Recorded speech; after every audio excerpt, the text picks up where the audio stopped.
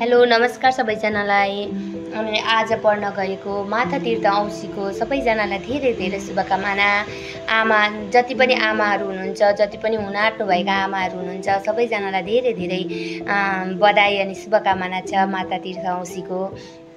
अनि विशेष गरी मेरो आमा, मलाई जन्म दिनुहुने मेरी आमालाई धेरै धेरै धन्यवाद। मेरो आमाले मलाई जन्म दिनुभयो, त्यसैले म यत्रो टाढा आएर घुम्नु पाएँ, हेर्नु पाएँ, धेरै मान्छेहरू चिन्नु पाएँ र धेरै भोग्नु पनि पाएँ। धेरै कुरा नजानेको कुरा सिकेँ, कति कुरा जानेको थिइनँ त्योहरू पनि सिकेँ। कति मान्छेहरू चिन्दिनँ थिएँ, सबैजनालाई चिन्ने पनि भएँ। धेरै अगाडि उयो भयो हैन।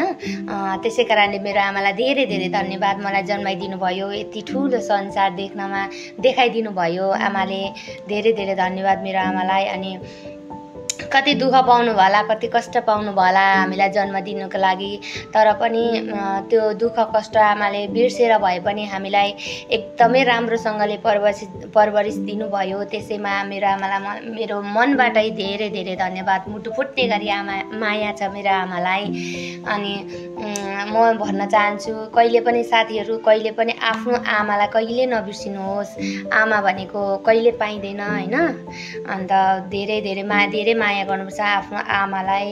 अनि बाबा आमा भन्ने कुरा कहिले पाइँदैन। त्यसैले सबैजनालाई मदर्स डेको धेरै धेरै शुभकामना। अनि मेरो सासु आमालाई पनि धेरै धेरै मदर्स डेको शुभकामना। तपाईँले पनि धेरै राम्रो यति ज्ञानी छोरा पाइदिनु भएको थियो मेरो लागि। तपाईँलाई धेरै धेरै धन्यवाद। मेरो आमालाई, सासु आमालाई पनि, तपाईँलाई पनि मदर्स डेको धेरै शुभकामना। आमा, कहिले रोगहरू नलागोस्, तपाईँलाई कहिले दुःख नहोस्। मेरो सासु आमालाई पनि धेरै राम्रो होस्, कहिले दुःख नहोस्, सुख शान्ति होस्। हामीले अझै धेरै माया गर्न पाऊँ। तपाईँलाई धेरै आशीर्वाद छ है आमा, तपाईँलाई पनि।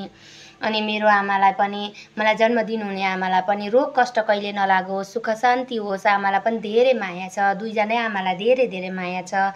थ्याङ्क यू सो मच सबैजनालाई।